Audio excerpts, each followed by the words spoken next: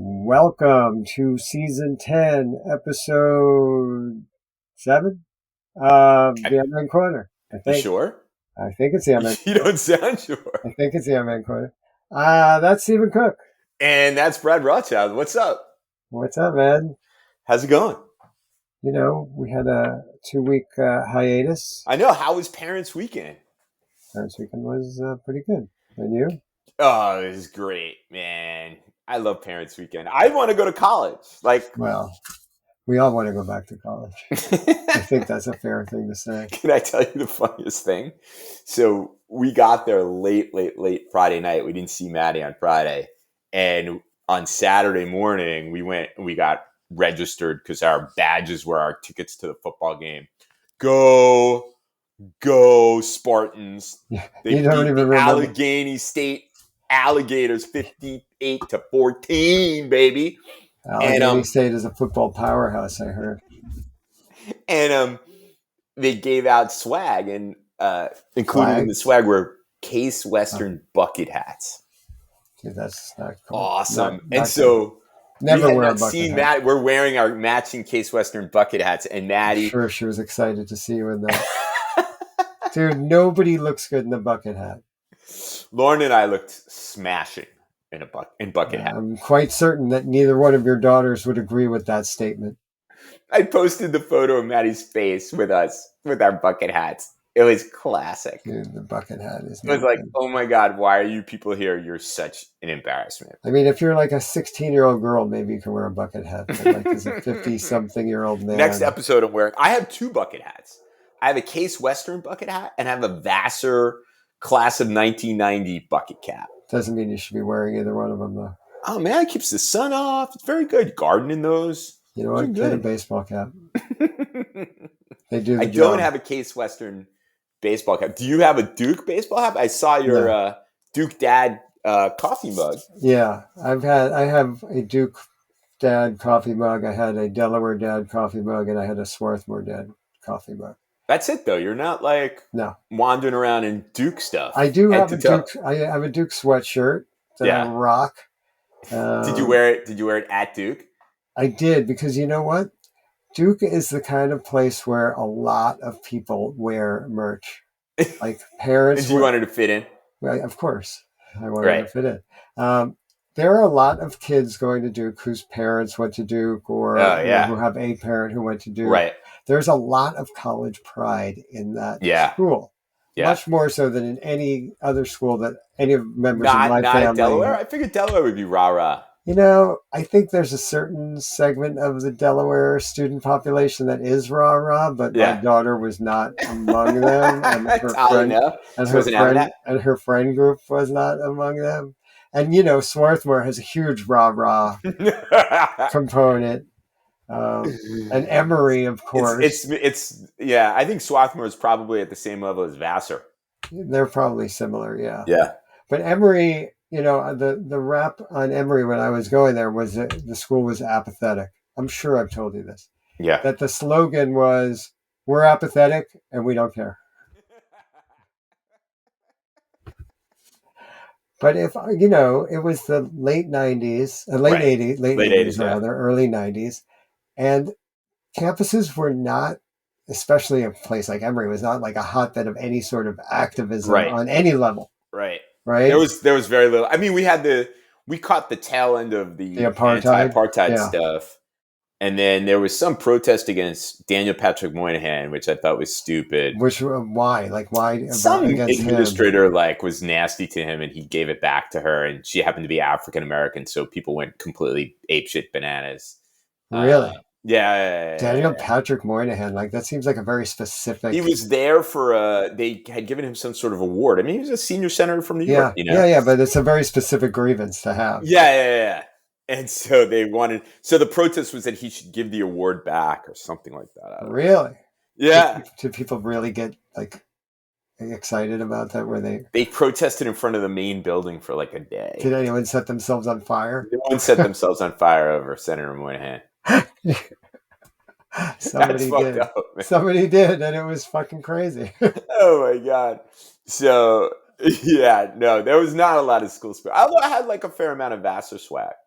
You did. T-shirts, hats, whatever. I've covered the bases at Case. I've got a sweatshirt. I've got a long sleeve T-shirt. I have a T-shirt, and I now have the bucket cap. I don't think I need anything else. No, you're probably good. I'm good. But if Mia goes to a big football school, which is possible, you get that. I mean, that'd be insane. Yeah, I've never been to a big game like that.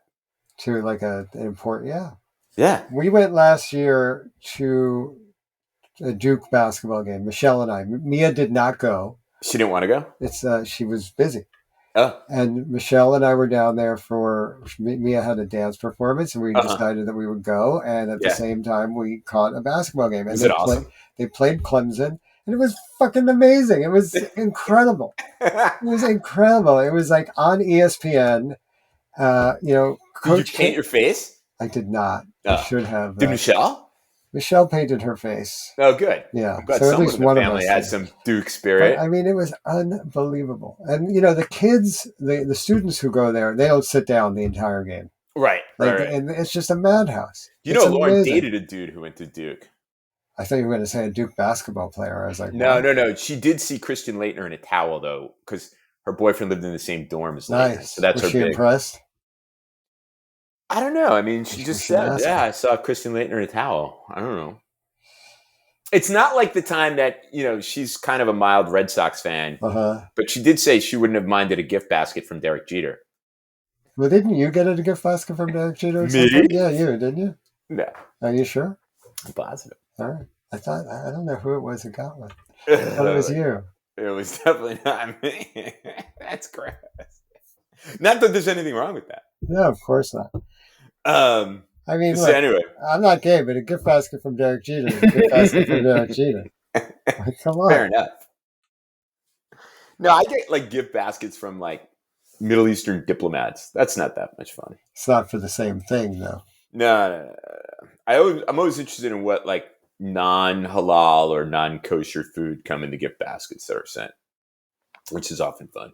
Wait, say this again. So, if you get a gift, a holiday gift basket from some, Middle Eastern diplomat or something, and there's it has sausage in it. Yeah, you're like, I thought maybe I'd be getting more Baba Ganoush in this gift basket and less ham. Anyway, dude, it's funny. It's funny that you say that because you remember your 40th birthday party. I do remember my 40th birthday party. It was very well. It was at that, what was the name of that barbecue place? I don't know. It was way on the west side. Yeah, it was 46th, and 12th Avenue. Yeah, you're right. Or 11th Avenue, wherever it was. It was all the way on the west side. I can't remember the name of the place. But you had a whole pig. It was all Lauren. I mean, it was a surprise party, remember? Right, it was. I walked in. The first person I saw was my mother-in-law. I was like, what? This can't be good. Wait, what? This is what's going on here? Rich and Lauren, they're like, oh, let's go get a drink before we go to this place for your birthday. Right. And Mia had been born 3 weeks before, so I wasn't expecting anything. Yeah. And so we went for a drink. I had spoken to you that afternoon and did not let on at all. I had no idea. Yeah. I had no idea. And I walked through one step through the door of this restaurant, first person I see, my mother-in-law. I'm like, something's going on here. That's so funny. But I remember that there was a whole pig that was ordered.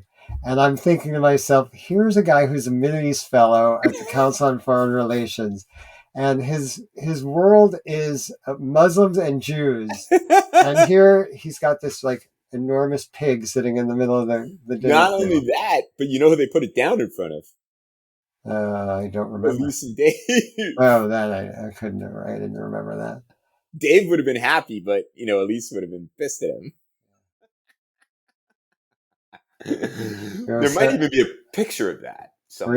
Really? Yeah, there might be. Of the pig's head and Elise. Elise being the look on her face. I don't know. It always struck me as Jewish Middle East fellow from council.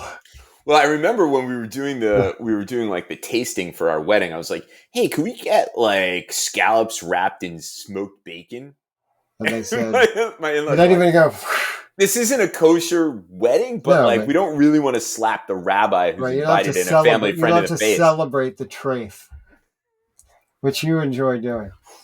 Actually, the first time that my parents met Michelle's parents. Yeah. We went out to dinner, and Michelle's father ordered scallops wrapped in bacon. Nice. Yeah. And he was like, would your parents be offended if I got that? I'm like, well, I don't think they give a shit. I thought it was a curious choice. A curious choice, though. Given the circumstances. But I'm like, I don't think they're going to care. Like, they won't be offended. Oh, my God. Of course, my mother probably was offended. Nah. Which is why, no, probably not. Who knows? Who knows? And she wasn't offended, but she noticed it, I'm sure. Yeah. I'm sure she noticed it. Howard got the scallops and bacon. Were they good? I bet they were really good. I bet they were super good. Yeah, I mean, look. What could be bad? Honestly, like, it takes a lot to turn that into something not good. Exactly. Like, it's really tough to, like, make that into something and it's solid. I mean, solid protein. I mean, it's a healthy meal. Yeah. I wouldn't go with healthy, but sure, let's go with protein. Whatever, man. If that's what you got to tell yourself, like, that's fine. Like, there's so many worse things out there, like Nazis, for example. Nazis, totally worse than scallops wrapped in smoked bacon.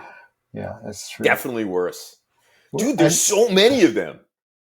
Well, more so now, or at least they've come out of hiding, right? Right. It used to be that people were ashamed to hold these views. Secret, like, they'd have to go into, like, their deep, dark basement and, like, turn on the lights to look at their Nazi paraphernalia and then get online and be like, Führer2.com, whatever. Now that's all out there. Now it's like, yeah, check it out. I'm a Nazi. You want to see my tattoo?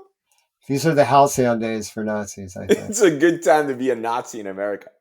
There's never been a better time. Never been a better time to be a Nazi. Save for maybe like you can get maybe elected to the Senate, at least possibly the Senate Democratic nomination in Maine. Well, yeah. So let's talk about that for a minute. What exactly is going on with that? What's the guy's name? Do you even know?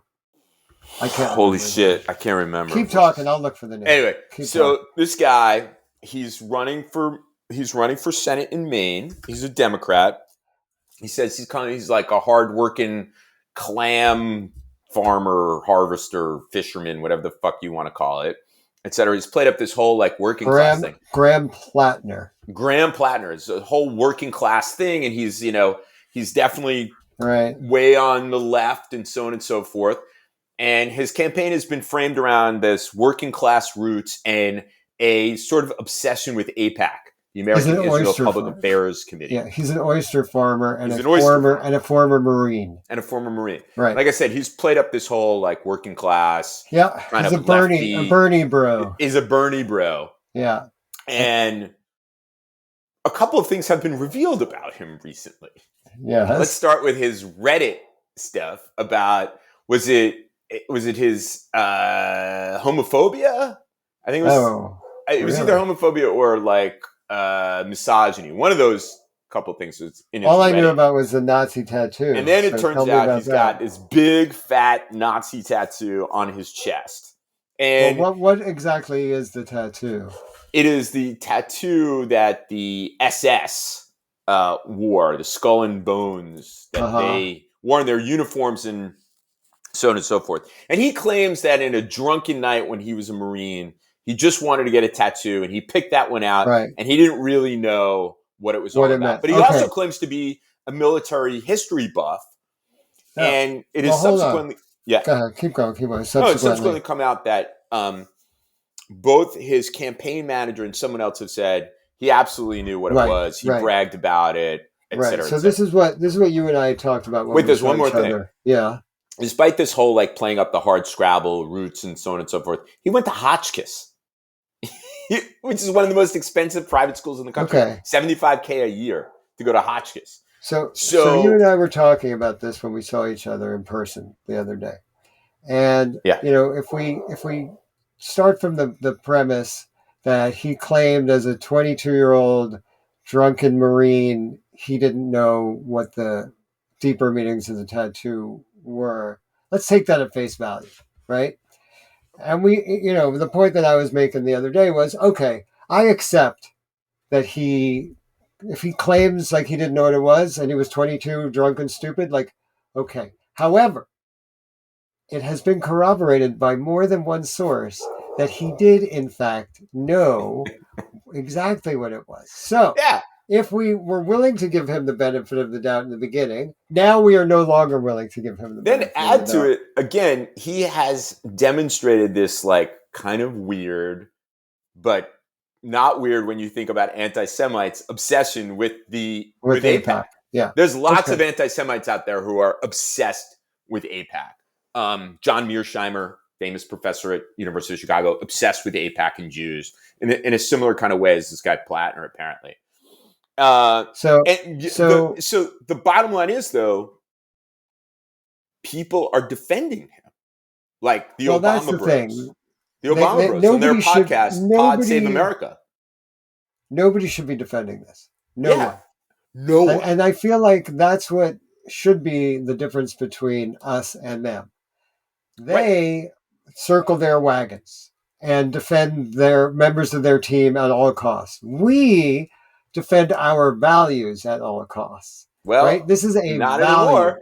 Well, it's just because one stupid person is defending him or one subset. No, it's a Bernie Sanders, a full-throated support for him. Really? Even after this came out? Yes. Oh my God. You see, that's unacceptable. He said he didn't care. Why doesn't Bernie he care? Sanders is a bad dude. Why doesn't Bernie he Sanders care? is a bad guy. He does not. He has no sort of like sense of the damage this does and the fact that Bernie he's Jewish. Really say he didn't care? Bernie said he preferred candidates who had good policies rather than to discuss the tattoo that some of I prefer candidates who are not Nazis. How about that? Well, Bernie Sanders defending him. The podcast crew over at former Obama people, Tommy Vietor, John Favreau, all these guys defending him. That's not okay. The lefty, the kind of B and C list lefty podcasting crew like Crystal Ball and those people out there, full-throated support. Hold on a second. If they're B and C list podcast crew on the left, what are we? Oh, we're like D-. I thought we were like A. Anyway, Platter's up. So he's running against a sitting governor, and he's up by like 34 points. For the Democratic nominee. And this is to unseat Susan Collins. Right. Now, this is coming against something very interesting. The Republicans it's a little more complicated. I mean, you had that guy, Paul Ingrassia, who the president had nominated to be the head of, it wasn't the Civil Rights Division. It's what office at the Department of Justice? In any event, it became clear in recent weeks that he, in text message, referred to himself. He said, I have a Nazi streak. Yeah. And a number of senators backed away from him, and he withdrew his nomination. Yet, a number of Republican senators backed Republican senators. Yeah, and he withdrew his nomination. Distinction. Yeah. But then at the same time, the Republicans, you see the normalization of Nick Fuentes. Tucker Carlson's gone full on, Waffen SS on us. Yeah. And so on and so forth. So Nazism is having a resurgence. It's never been a better time. So the thing that is particularly bothersome, though, is this guy Plattner, because it seems to me you've had, I think on the extreme right, this has been a phenomenon for quite some time. On the left, you have this whole issue about Israel, but it's giving people a permission structure to say anti-Semitic things. So like, for example, Crystal Ball tweeted that she would prefer someone with a Nazi tattoo than an actual supporter of genocide. Okay, let's just take it on face value that she's a fucking moron. Obviously the Nazis engaged in genocide. And for how many people Israel has killed, the Nazis 20, 40, 50 times more. But that's the permission structure. He's taking on AIPAC and the Jews, and they're genociders. Therefore, he's better even if he has a Nazi. It's insane. Insane. You know what also is insane? When right-wingers try to say that Nazism is really a left-wing movement. Well, it's horseshoe, man. It looks like it's horseshoe right now. But they say that the Nazis weren't fascists. Yeah. They weren't right wing. They were progressive. Right. Because they have socialist in the name. Right. Like, I'm sorry. But clearly progressives are willing to deflect, which is not okay. This real either. problem. Which is not okay. Not okay. Not okay. I think that 90% of people can agree or should agree. I feel like 100% of people should agree. Right. Nazis are bad, period. End of sentence. This is coming against the backdrop of the likely victory of Zohran Mamdani in New York City. I don't see him as a Nazi, though. No, but he has said very suspect things that make Jews nervous. He may not make some Jews nervous, but make a lot of them. I mean, 800 rabbis issued a letter saying... It was more like 1,000. Okay, 1,000. It was 600. It started at 650 and it was more like 1,000. Saying that Jews shouldn't vote for him because he is a danger to Jewish life. Yeah. Then you had the president's nominee to be the ambassador to Kuwait, who's the mayor of one of those small cities, that city near Detroit. Yeah. And they surfaced his long history of anti-Semitic, not just anti-Zionist, anti-Semitic remarks. Not good. We're in a really bad time. Really worrisome. I mean, it's a bad time. And there are a lot of other things that went on this week that don't appear linked, but I think they're linked. And I think the NBA gambling issue, what do we want to call it? The gambling crisis or the arrest, the scandal? And the scandal, thank you. Is linked to the sense that everything is for sale here. Right. Everything's for sale. Everything is out of control. And the corruption. Right. And money is turning everything in this country into shit. Yeah. There are too few people at the top with too much money whooshing around. People have lost their moral bearings. I mean, and you and I were talking about this before we got on the air about the demolition of the East Wing of the White House. And there are private individuals who are paying for this. Right. There are private individuals who have agreed to pay the salaries of the U.S. military. Which is absurd. I mean, there's like 2 million people, and it's fucking nuts. Yeah, it's nuts. Meanwhile, the level of corruption, and the president is about to shake down the Department of Justice for $300 million. Right. I think $230 million he's asking for. Meanwhile, there's scores of federal workers who aren't being paid, working but not getting paid. And then the head of the Office of Management Budget says that he wants federal workers waking up every morning fearing going to work, not wanting to go to work. I mean, he's basically admitting to engaging in psychological warfare on the federal workforce. I know a lot of people who work by dint of where I live who work for the federal. None of these people are engaged in any effort to undermine Trump. They were not engaged in any effort to elevate or support Biden. They were doing their jobs. Right. Doing as their public jobs. Servants. Protecting the country, protecting our forests, doing civil rights work through the Department of Justice, pursuing criminals. But this administration puts no value in work like that. And it's corroded everything. Yeah, it really has. And they're about to cut SNAP benefits in a lot of states. And that's essentially food stamps for people. And Virginia people are going to start going hungry around the country.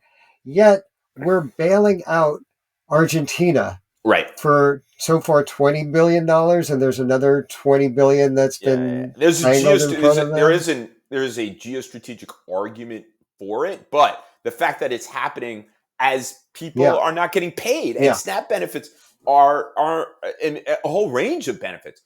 The other terrible thing I think people don't realize is that the federal government could not work without contractors. So I'm not talking about like contractors that do, like you heard about during the Iraq War, private military. No, I'm talking about the people who clean federal buildings, people who do food service in their cafeterias, people who these are private companies. These are private companies that are contracted, and the work is contracted out to them, and they do not get. So federal workers are, at least in theory, supposed to get back pay. Yeah. Federal contractors never ever is supposed to get back pay. So these are people who are working at minimum wage jobs. And they're the ones who need paychecks more than anybody else. Yeah. The people at night who are sweeping up these federal buildings, who are, manning the salad bar at the CIA cafeteria and so on and so forth, they won't get paid. But there is one branch of the government that is still continuing to receive its paychecks. The Congress. ICE. Oh, and I think members of Congress are getting paid. Well, that's the other thing. We no longer have 3 branches of government. There are now 2, maybe. Right. It could only be 1. Right. But the Congress has rendered itself completely useless, and it just refuses to participate in the political process. It's a rubber stamp. It's what it was Steve Bannon who referred to the Congress as the Duma, which is essentially a rubber stamp for whatever Trump wants to do. And that's what Mike Johnson has done. He's turned himself into Trump's lackey. Right. And Congress is just doing Trump's bidding. So and by not being in session, they are ceding power to the president by design. So it's created somewhat of a dilemma for me at this moment.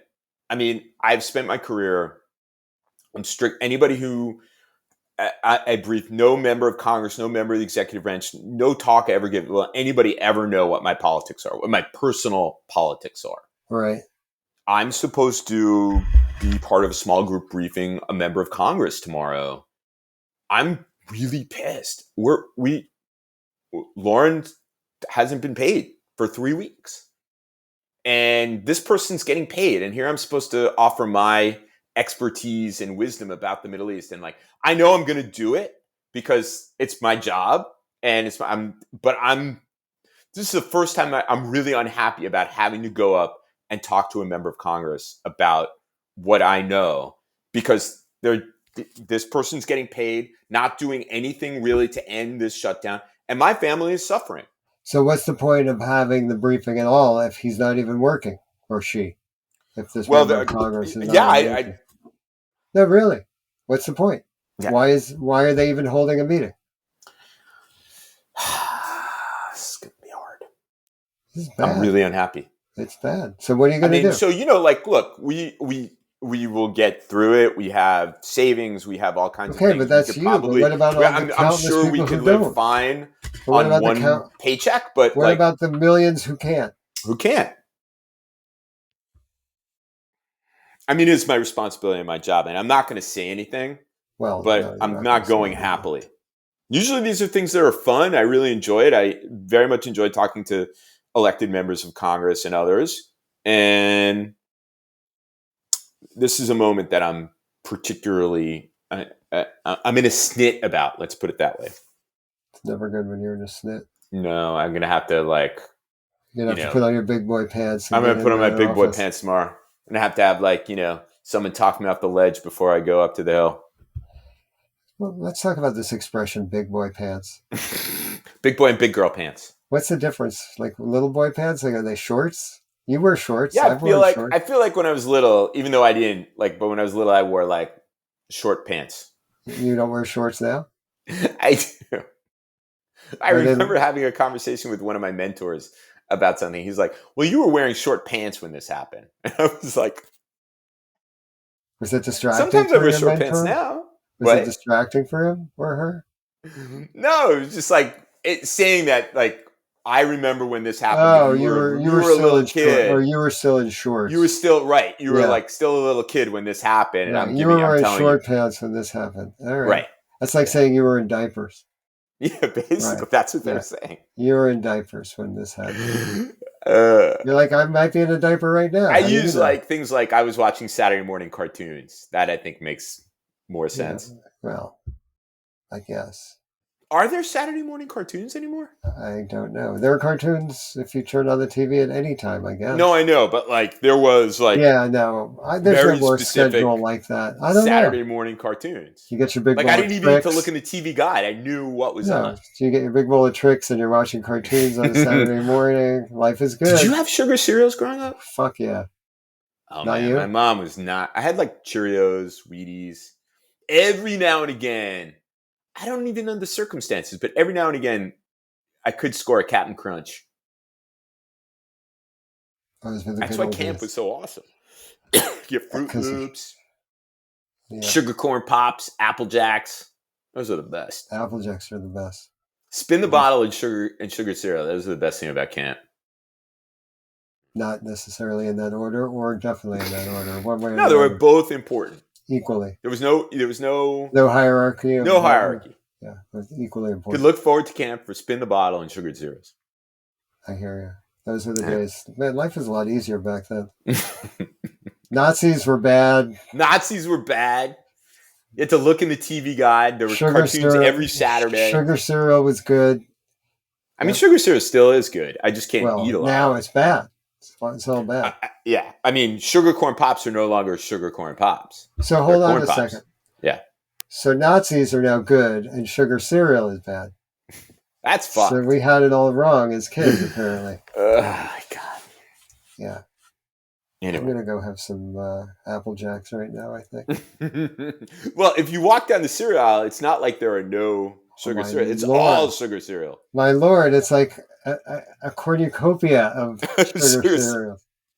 And you know, now that it's almost Halloween, you have like Oreo cookie cereal. They have so many options. And now that it's almost Halloween, they have Frankenberry, Blueberry, Choco, whatever berry. I got to tell you, the OG, the GOAT of all sugar cereals, original flavor Captain Crunch.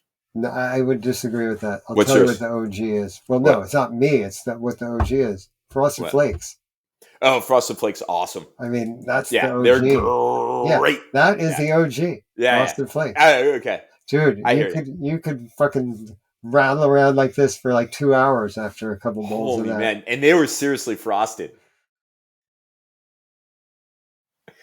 Damn. All right. On that note, I'm going to go have some cereal. I'm going to go to the hardware store. I'm going to have cereal. All right. Hopefully we'll be back next week. Inshallah. Talk to you soon. If he wills it. Okay. If he wills it. All right. Bye.